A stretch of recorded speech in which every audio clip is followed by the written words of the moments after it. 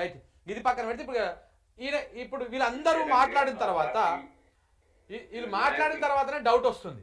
వీళ్ళు మాట్లాడిన తర్వాతనే డౌట్ వస్తుంది. కవిత లేక అసలు కవితనే రాసిందా, లేకపోతే కాంగ్రెస్ వాడు ఎవడైనా దాన్ని ఫేక్ చేసిరా, లేకపోతే ఏం జరిగింది, ఈ వ్యవహారం మీద డౌట్ వస్తుంది. ఒకసారి మనం ఆ లేఖకు సంబంధించినటువంటి అంశాలని ఒకసారి ఇక్కడ చదువుదాం మిత్రులారా, చూద్దాం. అంటే ఇందులో కొన్ని కీలక అంశాలు ఉన్నాయి. ఈ అంశాల దగ్గర కొంత డౌట్ వస్తూ ఉన్నది. ఆ డౌట్ ఏంటిది, ఇప్పుడు అసలు ఈ లేఖ కవితనే రాసిందా లేదా అనేది మాత్రము ఆమె చెప్తే తప్ప ఇది క్లారిఫికేషన్ రాదు. ఆమె చెప్పాల్సినటువంటి అవసరం కూడా ఉన్నది. అయితే ఈ వ్యవహారంలో ఇక్కడ 2-3 అంశాలు ఉన్నాయి. ఎక్కడ అంటే అనుమానం పడేటువంటి అంశాలు. ఇది కాంగ్రెస్ పార్టీ ఇది ఫేక్ చేసిందా, లేకపోతే దీని వెనకాల ఎవరన్నా ప్రోద్బలం ఉందా అనేది అనుమానం ఎక్కడ వస్తుంది అంటే 2-3 పాయింట్లు ఉన్నాయి. అక్కడ డౌట్ వస్తుంది మనకు. ఇక చూడండి ఒకసారి. ఎక్కడ అంటే ఇవన్నీ పాజిటివ్ ఫీడ్బ్యాక్ ఇవన్నిటి గురించి మాట్లాడిన తర్వాత ఒకటి ఇక్కడ రేవంత్ రెడ్డి పేరు తీసుకున్నప్పుడు మీరు చాలా హూందాగా వ్యవహరించిర్రు అని చెప్పేసి, ఈ రేవంత్ రెడ్డి పేరు తీసుకోకుండా ఆయన మీద విమర్శ చేసినప్పుడు మీరు చాలా హూందాగా వ్యవహరించిర్రు అని చెప్పేసి రేవంత్ రెడ్డి పేరును బలవంతంగా చొప్పించేటువంటి ప్రయత్నం చేయడం దగ్గర అనుమానం వస్తుంది. ఇంకోటి నెగిటివ్ ఫీడ్బ్యాక్లో చూడండి, చాలా ఉంటాయి అంశాలు. మీరు ఇక్కడ చూడాలి మిత్రులారా, నెగిటివ్ ఫీడ్బ్యాక్లో ఫస్ట్ పాయింట్ నెంబర్ 1 దగ్గరే అనుమానం వస్తుంది. మీరు ఉర్దూలో మాట్లాడకపోవడము నెగిటివ్ ఫీడ్బ్యాక్ అని ఇచ్చింది. అసలు కేసీఆర్ ఏ స్పీచ్ స్టార్ట్ చేసి ఉర్దూలో ఏమైనా స్టార్ట్ చేస్తాడా? నేనైతే ఎప్పుడు ఎక్కడ చూడలేదు. చేస్తాడా బాబు? ఏడుగా ఏనో ఒక దగ్గర సామెతలు వేయడానికనో లేకపోతే ఎక్కడనో సందర్భం దగ్గరనో ఆ విషయము ముస్లిం మైనార్టీలకు సంబంధించిందో లేకపోతే ఇంకా నేషనల్ వైడ్గా పోవాలనుకున్నప్పుడు హిందీని కానీ ఉర్దూని కానీ వాడతాడు ఆయన, అంతే. కానీ ఏ స్పీచ్ కూడా ఈ ఉర్దూలోనే మాట్లాడాలి అనేటువంటిది ఆయన ఏ బహిరంగ ప్రసంగంలో కూడా అంతా ఉర్దూలోనే మాట్లాడింది అయితే చాలా తక్కువ. లేదు పెద్దగా ఆయన ఉర్దూలో మాట్లాడాల్సినటువంటి అది ఉందని చెప్పేసి లేదు. అంటే ఇక్కడ ఏంటిది, మైనార్టీల ఓట్ల వ్యవహారంలో కేసీఆర్ బీజేపీకి దగ్గర కావడం కోసము ఇట్లా మాట్లాడలేదు, ఉర్దూలో మాట్లాడలేదు అనేటువంటి అంశాన్ని ఇక్కడ ఇండైరెక్ట్గా చెప్తున్నారు. అంటే ఇది ఎందుకో ఈ లేఖ ఫేక్ అని చెప్పడానికో లేకపోతే ఈ లేఖ వెనకాల ఏదో రాజకీయ కుట్ర ఉందని చెప్పడానికో ఇక్కడ ఉన్నటువంటి కొన్ని డౌట్లు అనుమానాలు నేను వ్యక్తం చేస్తా ఉన్నా. ఈ ఉర్దూలో మాట్లాడకపోవడం అనేటువంటి పాయింట్ నెంబర్ 1 ఫీడ్బ్యాకే అది ఒక రాంగ్ అనమాట. అంటే ఇది ఫేక్ అని చెప్పడానికి లేదా దీని వెనకాల ఏదో రాజకీయ కుట్ర ఉందని చెప్పడానికి ఒక రీజన్. ఇంకొకటి వక్ఫ్ బిల్లు మీద మాట్లాడకపోవడం ఓకే. ఇక బీసీలకు సంబంధించినటువంటి అంశాన్ని కూడా బీఆర్ఎస్ పార్టీ బీసీలకు సంబంధించినటువంటి అంశాన్ని చాలా సీరియస్గా తీసుకున్నది, వాస్తవానికి కూడా తీసుకున్నది. అయితే దాన్ని ఎట్లా తీసుకుపోవాలి, ఇప్పుడు చాలా మంది ఏదో బీసీలకు అదే చేస్తున్నాం ఇది చేస్తున్నాం అని చెప్పేసి బీసీ ఎజెండా పట్టుకొని రాజకీయం చేసే వాళ్ళు చాలా మంది ఉన్నారు. అయితే బీఆర్ఎస్ ఏం ఆలోచిస్తున్నది, బీఆర్ఎస్ అగ్రనాయకత్వం బీసీల కోణంలో ఏం ఆలోచిస్తున్నది అంటే, నేను ఒక ఎగ్జాంపుల్ చెప్తాను మిత్రులారా. ఎన్నికల రిజల్ట్ వచ్చిన తర్వాత ఒక అగ్రనాయకుడు నాకు ఏదో సందర్భంలో మాట్లాడుతున్న సందర్భంలో అసలు పార్టీ ఎక్కడ ఫెయిల్ అయిపోయిందో తెలుసా శంకర్ అని చెప్పేసి మాట్లాడుతున్న సందర్భంలో, ఏదో ఇంటర్వ్యూకి పోయినప్పుడు మాట్లాడుతున్న సందర్భంలో వారు చెప్పినటువంటి మాట మనము ఎస్సీ ఎస్టీ బీసీలను మనము ఇక్కడ నుంచి వాళ్ళ నాయకత్వాన్ని పెంపొందించాలి అనేటువంటి ఆలోచన వీళ్ళు అధికారం కోల్పోయిన తర్వాత కొంతమంది నాయకులు, చాలా కీలకమైనటువంటి నాయకులు చెప్పినటువంటి మాట. సో కాబట్టి వాళ్ళకు ఒక ఎజెండా ఉంది, రేపన్నాడు ఎన్నికల్లో ఎవరెవరికి బీసీలకు ఎట్లా న్యాయం చేయాలి. అట్ ద సేమ్ టైం ఇప్పుడే పంచాయతీ ఎన్నికలు ఉన్నాయి, అలాగనే రేపు భవిష్యత్తులో వచ్చేటువంటి అసెంబ్లీ ఎన్నికలు కానీ లోక్సభ ఎన్నికల్లో కానీ ఆడదానికి ఎందుకు మన 2023 లోక్సభ ఎన్నికల్లో బీసీలకు ఎక్కువ టికెట్లు ఇచ్చింది బీఆర్ఎస్ పార్టీ. మిగతా వాళ్ళు ఎవరు కూడా ఆ స్థాయిలో ఇవ్వలే, మొత్తం రెడ్లకు మిగతా వాళ్ళకి ఇచ్చుకున్నారు. ఇప్పుడు మునుగోడులో ఒక బీసీని పెట్టిరు, బీజేపీ బీసీనే పెట్టింది, ఇటు బీఆర్ఎస్ బీసీనే పెట్టింది, కానీ కాంగ్రెస్ మాత్రం ఆడ ఓసీని పెట్టింది, రెడ్డిని పెట్టింది. ఇట్లా చాలా చోట్ల, ఇటు చేవెళ్లలో కూడా అంతే, అక్కడ కూడా ఒక బీసీని పెట్టిరు. ఇట్లా చాలా చోట్ల బీసీలకు టికెట్లు కేటాయించింది, అత్యధికంగా కేటాయించింది బీఆర్ఎస్ పార్టీ. సరే ఓడిపోయిందా గెలిచిందా పక్కన టికెట్ ఇవ్వడం కూడా అదే కదా. సో అట్లా బీసీల మీద ఒక ఎజెండా, ఒక క్లారిటీ ఉన్నది. వాళ్ళు ఇంటర్నల్గా ఎట్లా వర్క్ చేసుకోవాలి, ఏ రకంగా చేయాలి, షోక్ టప్ప చేసేసాల్సిన అవసరం లేదు. రేపు పార్టీ టికెట్ల కేటాయింపుల వ్యవహారంలో ఎట్లా చేయాలనేటువంటి ఆలోచనలో వాళ్ళు ఉన్నారు. కానీ ఈ అంశము కవిత పార్టీలో చాలా కీలకంగా ఉంటారు. అంతర్గత విషయాలు కూడా ఆమెకు తెలుస్తాయి. కానీ ఆమె ఇట్లా బహిరంగంగా ఒక లేఖలో రాసిందంటేనే ఈ లేఖ మీద, ఈ లేఖ రాసిందా లేదా దాని మీద, దీని వెనకాలన్నటువంటి రాజకీయ కుట్ర మీద కొంత అనుమానం వస్తూ ఉన్నది. సో కాబట్టి ఈ అంశం మీద ఒకటి ఉర్దూలో మాట్లాడకపోవడం అనేటువంటిది ఒకటొకటి, రెండవది 42% బీసీ రిజర్వేషన్ అనేటువంటి ఈ ఎజెండా ఏదైతే ఉందో దీన్ని మీరు మాట్లాడలేదు అని చెప్పడం కూడా కొంత ఈ లేఖ మీద అనుమానాలు కలిగిస్తూ ఉన్నాయి. ఇక దాంతోపాటు ఎస్సీ వర్గీకరణ గురించి చాలాసార్లు మాట్లాడారు వాళ్ళు, బాజాప్తా అవుట్ రేట్ సపోర్ట్ చేసారు. కానీ దాని గురించి ఇందులో ప్రస్తావించారు. ఇంకొకటి ఎక్కడ డౌట్ వచ్చిందంటే ఇంకా బలంగా ఇక్కడ చూడండి, ఇందులో మీరు స్టేజ్ మీదకు వచ్చే లోపట 2001 నుండి మీతో ఉన్న నాయకులకు మాట్లాడే అవకాశం ఇస్తే బాగుండేదని చాలా మంది అన్నారు. ఇది పార్టీకి డ్యామేజ్ చేసేటువంటి అంశం. ఈ అంశాన్ని కవిత ఇంత డైరెక్ట్గా నేరుగా బహిరంగంగా చెప్తుంది, ఇట్లా చేస్తారని చెప్పేసి అనుకోదు. ఎందుకంటే అక్కడ పార్టీ ఆ సభ ప్రకటించిన కానుంచి మొత్తము అయిపోయిందాక సభ మీద కేసీఆరే మాట్లాడతాడు. ఈ అంశాలను ప్రస్తావన చేయలేదు, ప్రచారం చేయలేదు. అలాంటప్పుడు ఈ పాయింట్ ఎందుకు వచ్చింది? ఇక్కడనే డౌట్ వస్తుంది. అందుకే ఇట్లా డౌట్లు, నెగిటివ్ ఫీడ్బ్యాక్లో చాలా డౌట్లు, అనుమానాలు వస్తూ ఉన్నాయి. మొత్తము క్యాంపెయినింగ్లో కానీ దాని ప్రచారంలో కానీ మిగతా నాయకులు వీళ్ళు మాట్లాడతారు ఫస్ట్, తర్వాత వీళ్ళు మాట్లాడతారు అనేది లేదు. కేసీఆర్ వస్తాడు, కేసీఆరే మాట్లాడతాడు. కాకపోతే ఇంకా కొంచెం ఎక్కువసేపు మాట్లాడతాడు, ఇంకా కొంత అగ్రెసివ్గా మాట్లాడతాడని ఎక్స్పెక్ట్ చేసి ఉండొచ్చు, దాంట్లో తప్పలేదు.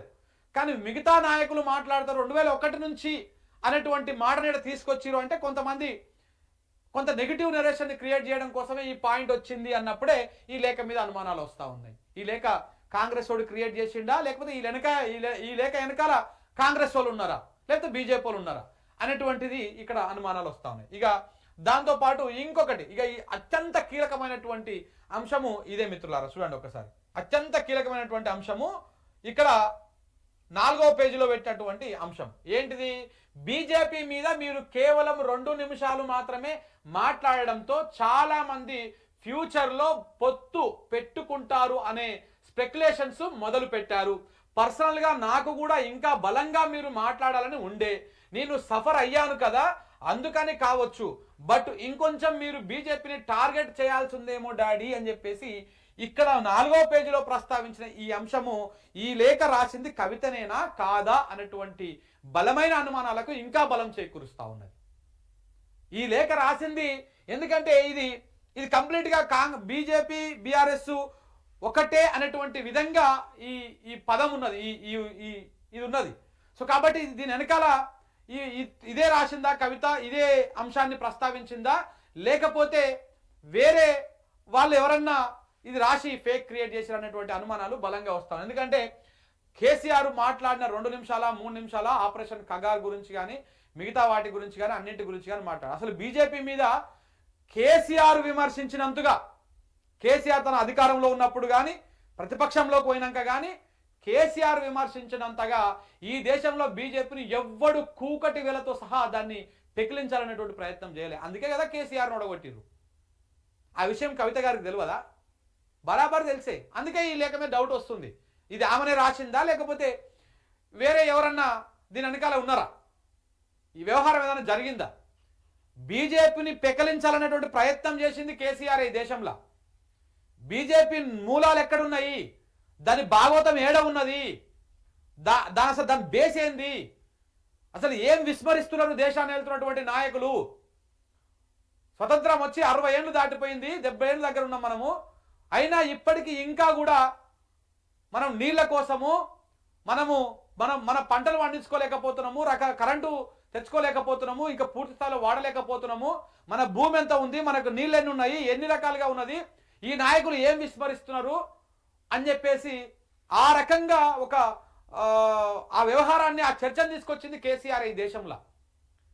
ఈ దేశంలో సాగుకు అవసరమైన అనుకూలమైనటువంటి భూమి ఎంత ఉన్నది, మనకు ఎన్ని వేల టీఎంసీల నీళ్లు మనకు ఉన్నాయి, మనం ఎందుకు వృధాగా సముద్రంలోకి వదిలేస్తున్నాం నీళ్ళని, మనం ఎందుకు వాడుకోలేకపోతున్నాము, ఈ అన్ని అంశాలను ఆయన కూలంకషంగా చర్చ పెట్టిండు, మాట్లాడిండు, ప్రెస్ మీట్ పెట్టిండు, మాట్లాడిండు. మరి బీజేపీ బీఆర్ఎస్ ఒకటే అనేటువంటి అంశాన్ని ఎందుకు ఇక్కడ ఈ లేఖలో ప్రస్తావించాల్సి వచ్చింది? కవిత గారు అరెస్ట్ అయితే కూడా బీజేపీకి లొంగలేదు కదా. అసెంబ్లీ ఎన్నికల్లో ఓడిపోయిన తర్వాత బీజేపీ చాలా ప్రయత్నాలు చేసింది బీఆర్ఎస్ పార్టీని లొంగ తీసుకుందామని, ఇబ్బందులకు గురియదామని. మరి ఎక్కడ వాళ్ళు లొంగలేదు కదా. అయినా ఈ అంశాన్ని ఇక్కడ ప్రస్తావించడం వెనకాలనే ఏదో డౌట్ కొడతా ఉన్నది. అందుకని ఈ లేఖ కవిత రాసిందా లేకపోతే రాయలేదా, ఇక ఆమె రాసినట్టుగా ఫేక్ ప్రచారం ఏమైనా చేసిర్రా, ఈ అనుమానాలు వస్తాయి. అందుకే ఇలా పత్రికలు అన్నిట్లలో కూడా వచ్చేసినాయి, అన్నిట్లలో వచ్చేసినాయి. దీని వెనకాల ఏదో ఉన్నట్టు. ఇగో అయితే ఇందులో స్పెక్యులేషన్స్, పొత్తు పెట్టుకుంటారనేటువంటి స్పెక్యులేషన్, ఇది ఫక్త్ కాంగ్రెస్ నినాదం. బీజేపీ బీఆర్ఎస్ ఒక్కటే అనేటువంటిది కాంగ్రెస్ నినాదం. వాస్తవానికి మన ఎంపీ ఎన్నికల్లో కాంగ్రెస్ సహకరించింది కాబట్టి బీజేపీకి 8 సీట్లు వచ్చినాయి. కాంగ్రెస్ సహకరించకపోతే బీజేపీకి 8 సీట్లు రాకపోవు. అది నిజం. బండి సంజయ్ని గెలిపించింది కాంగ్రెసే, చేవెలలో కొండా విశ్వేశ్వరరెడ్డిని గెలిపించింది కాంగ్రెసే, మల్కాజ్గిరిలో ఈటల రాజేందర్ బలమైన నాయకుడు, ఆయనకు ఓట్లు పడతాయి కూడా, కానీ అక్కడ వీక్ క్యాండిడేట్ పెట్టింది కాంగ్రెసే. చాలా చోట్ల కాంగ్రెస్ తన అభ్యర్థులను వీక్ క్యాండిడేట్లను పెట్టింది. ఒక ఎమ్మెల్యేగా ఓడిపోయినటువంటి ఒక నాయకుడిని ఎంపీగా కాంగ్రెస్ పార్టీని గెలిపించడం కోసం తీసుకుపోయి బీజేపీలో ఎంపీ అభ్యర్థిగా పెట్టింది బీజేపీ. ఇట్లా ఒకరికొకరు ఇచ్చిపుచ్చుకున్నారు వ్యవహారంలో. ఈ వ్యవహారం జరిగింది. ఇక్కడ కాంగ్రెస్ రాష్ట్రంలో బలంగా నమ్ముతా ఉన్నారు ప్రజలు. బీజేపీ రేవంత్ రెడ్డి ఒక్కటే, మోడీ చెప్పినట్టే రేవంత్ రెడ్డి వింటాడు. ఎందుకంటే రేవంత్ రెడ్డి చంద్రబాబు మనిషి, చంద్రబాబు మోడీతో కలిసి ఉన్నాడు. కాబట్టి ఇక్కడ కాంగ్రెస్ బీజేపీ రాష్ట్రంలో ఒకటే అనేటువంటి ఆ ప్రచారము, అది నిజంగా వాస్తవమే. అది కూడా ఆ వాస్తవాన్ని తిప్పికొట్టలేక ఈ లేఖ ఏమన్నా పుట్టుకొచ్చిందా అనేటువంటి అనుమానాలు కూడా ఉన్నాయి మిత్రులారా. దాంతోపాటు కింద కూడా పర్సనల్గా నాకు కూడా ఇంకా బలంగా మీరు మాట్లాడాలని ఉండే, నేను కూడా సఫర్ అయ్యాను కదా అందుకని కావచ్చు, బట్ ఇంకొంచెం మీరు బీజేపీని టార్గెట్ చేయాల్సి ఉందేమో. అంటే ఇక్కడ ఏంటిది, బీజేపీని మీరు తక్కువ తిట్టిరు అంటే మొత్తం కాంగ్రెస్ పార్టీ తిట్టిరు, మీరు కాంగ్రెస్ పార్టీని ఎక్కువ టార్గెట్ చేసిరు అని. ఇక్కడ అధికారంలో ఉన్నది ఎవరు? కాంగ్రెస్ పార్టీ. భాజపా కాంగ్రెస్ పార్టీనే టార్గెట్ చేస్తారు. ఎవరైనా సరే అధికారం ఉన్నటువంటి పార్టీనే, ఇప్పుడు జాతీయ కేంద్రంలో ఉన్నటువంటి అధికార పార్టీ కేంద్ర అంశం వచ్చినప్పుడు దాన్ని మాట్లాడతారు. ఈ అంశాన్ని ఇక్కడ పొందుపరచడం వెనకాలనే చాలా రకాలుగా అనుమానాలు ఉన్నాయి. అందుకే ఈ లేఖ ఆమెనే రాసిందా, ఆమె రాయలేదా, ఇది నిజమా ఫేకా చెప్పాల్సినటువంటి అవసరం ఉంది. ఒకవేళ ఈ లేఖ వెనకాల ఏమన్నా రాజకీయ శక్తులు ఉండి కుట్రాజకీయాన్ని ఏమన్నా స్టార్ట్ చేస్తా ఉన్నారా తెలంగాణలో, మళ్ళొక కుట్రాజకీయాన్ని, శిఖండి పాత్రలు ఏమన్నా కొత్తగా సృష్టించేటువంటి ప్రయత్నాలు ఏమన్నా చేస్తా ఉన్నారా? ఎందుకంటే మోడీని తక్కువ అంచనా వేయలేము, చంద్రబాబు నాయుడిని తక్కువ అంచనా వేయలేము, ఇప్పుడు ఆ ఇద్దరికి బంటుగా ఉన్నటువంటి రేవంత్ రెడ్డిని కూడా తక్కువ అంచనా వేయలేము. ఒకవైపు గోదావరి జలాలను ఎత్తుకపోవడానికి కుట్రలు చేస్తూ ఉన్నారు. ఇవన్నిటి మీద బీఆర్ఎస్ పార్టీ కానీ లేకపోతే తెలంగాణ వాదులు కానీ బలంగా కొట్లాడొద్దంటే ఇట్లాంటి రాజకీయ అనిశ్చితి ఏర్పరచాలి, అప్పుడే అవన్నీ సాధ్యమవుతాయి మనకు. అందుకని ఇలాంటి ప్రయత్నం ఏమైనా చేస్తూ ఉన్నారు. ఇవన్నిటి వెనకాల పెద్ద అనుమానాలు ఉన్నాయి మిత్రులారా. అందుకని ఈ లేఖ అంశంలో వాళ్ళు క్లారిటీ ఇచ్చిన తర్వాత మనం మాట్లాడొచ్చు. బీఆర్ఎస్ పార్టీ కానీ కవిత కానీ లేకపోతే మిగతా వాళ్ళు కానీ క్లారిటీ ఇచ్చిన తర్వాత మాట్లాడాల్సినటువంటి అవసరము ఉన్నాయి. ఇది ఈ లేఖ వెనుక ఉన్నటువంటి సారాంశం మిత్రులారా. ఇంకా చాలా కొన్ని అంశాలు ఉన్నాయి. అయితే లాస్ట్లో కూడా ఇప్పుడు ఈమె థ్యాంక్ యూ అని చెప్పేసి కవిత అని చెప్పేసి రాసింది. ఒకవేళ ఆమె లాస్ట్ కవిత అని రాయకుండా ఆమె సైన్ పెట్టాలి కదా. ఒకవేళ ఫేక్ చేసిన బ్యాచ్ కనుక సైన్ పెడితే అది ఫోర్జరీ కేసు అవుతుంది. ఇట్లా సైన్ పెడితే, ఆమె సైన్ పెడితే, అందుకనే సైన్ పెట్టకుండా పేరు రాసి వదిలిపెట్టిర్రా. ఇప్పుడు ఇట్లనే ఇట్లా ఆ అక్షరాలు కూడా టాలీ అవుతున్నాయి. వేరే ఎవరో రాసినటువంటి కాంగ్రెస్ నాయకుడి కొడుకు అని చెప్పేసి సర్క్యులేట్ అవుతుంది ట్విట్టర్లో. సో ఇది ఇక్కడ అక్షరాలు కూడా సేమ్ హ్యాండ్ రైటింగ్ మ్యాచ్ అవుతా ఉన్నాయి. సో కాబట్టి ఏదో జరిగింది వెనకాల అనేది మాత్రం వాస్తవం. దీని వెనకాల ఏదో ఉన్నది అనేది మాత్రం వాస్తవం. ఒకవేళ కవిత రాసి ఉంటే ఇట్లా కవిత సైన్ పెడుతుంది, ఇట్లా ఆమె గతంలో రాసింది ఇట్లా సైన్ పెడుతుంది. సో కాబట్టి మరి ఈ లేఖ ఆమెనే రాసిందా లేకపోతే ఎవరైనా రాపిచ్చిరా ఏంది అనేది కూడా చర్చ నడుస్తుంది. అదే ఈ లేఖ నేపథ్యంలో ఇంకొక లేఖ కూడా బాగా సర్క్యులేట్ అవుతుంది. ఆ లేఖను కూడా మీకు చూపిస్తా మిత్రులారు, చూడండి ఒకసారి ఈ లేఖను కూడా. ఇప్పుడు కాంగ్రెస్ లో లేఖను తిప్పుతారని ఇంకొక లేఖ కూడా బాగా సర్క్యులేట్ అవుతుంది. మరిగా ఈ లేఖ మీద కూడా క్లారిటీ ఇవ్వాలి. ఇప్పుడు కాంగ్రెస్ వాళ్ళు ఇవ్వాలి ఈ లేఖ మీద కూడా. నాన్న నాకు కొన్ని డౌట్స్ ఉన్నాయి. మరి ఈ నాన్న ఎవరు, ఈ బిడ్డ ఎవరు? చూడండి, నాన్న నాకు కొన్ని డౌట్లు ఉన్నాయి. నా కొడుక్కి కాకతీయుల రాజు పేరు పెట్టినావు, మళ్ళీ నువ్వే కాకతీయ రాజును తిడుతున్నావు. మరి నాయన ఎవరు, ఈ బిడ్డ ఎవరు? ఇక మీకు అర్థమై ఉంటుంది ఇప్పుడే. ఆ బిడ్డ కొడుకుకి కాకతీయుల రాజు పేరు పెట్టిండంట. ఆయననేం కాకతీయుల తోరణాన్ని తీసేస్తా అని చెప్పేసి ఆయన తిడుతూ ఉన్నాడంట. లగచర్లలో నువ్వు మాకు ఇస్తా అన్న భూమి ఇంకా ఇవ్వలేదు. లగచర్లలో నువ్వు మాకు ఇస్తా అన్న భూమి ఇంకా ఇవ్వలేదు. మీరు జైల్లో ఉన్నా కూడా నాకు డైమండ్ నెక్లెస్ సెట్ పంపించినందుకు థ్యాంక్స్ నాన్న. ఆయన జైల్లో ఉన్నప్పుడు బిడ్డ పెళ్లి అయినట్టుంది, అందుకే డైమండ్ నెక్లెస్ పంపించడం. నువ్వు జైల్లో ఉన్నాక కూడా నువ్వు అంత పెద్దోనివి నాన్న, థ్యాంక్స్ నాన్న. బాబాయికి వారి పిల్లలకే ఎక్కువ ప్రాముఖ్యం ఇవ్వడము మా ఆయనకి నచ్చడం లేదు నాన్న. ఇప్పటికైనా మీ వారసుడు మా ఆయనే అని ప్రకటించండి నాన్న. కొంచెం ఫ్యామిలీతో సమయం గడపండి నాన్న. ఒరి అమ్మ ఎక్కడ పోతున్నాడు మరి ఫ్యామిలీతో సమయం గడపకుండా? మీరు ప్రపంచంలోనే గొప్ప నాన్న, లవ్ యూ నాన్న. నెక్స్ట్ జన్మలో కూడా నేను మీకే సింగిల్ కూతురుగా పుట్టాలి అని కోరుకుంటున్నా నాన్న అని చెప్పేసి ఒక నాన్నకు ఒక బిడ్డ, ఒక ఏకైక పుత్రిక రాసినటువంటి లేఖ అని చెప్పేసి ఇది కూడా సర్క్యులేట్ అవుతా ఉంది. మరి ఈ లేఖ మీద కూడా క్లారిటీ ఇవ్వాల్సినటువంటి అవసరము కాంగ్రెస్ పార్టీలకు, అద్దంకి దయాకర్ అన్నకు ప్రధానంగా ఉన్నది. ఈ నాన్న ఎవరు, తండ్రి ఎవడు, ఈ బిడ్డ గారు ఎవరు, ఆ బిడ్డకు ఇచ్చినటువంటి కొడుకుకు పేరు పెట్టింది ఎవరు, ఇవన్నీ వ్యవహారాల మీద కూడా మరి అద్దంకి దయాకర్ అన్న దీని మీద కూడా క్లారిటీ ఇస్తే మంచిగా ఉంటుంది.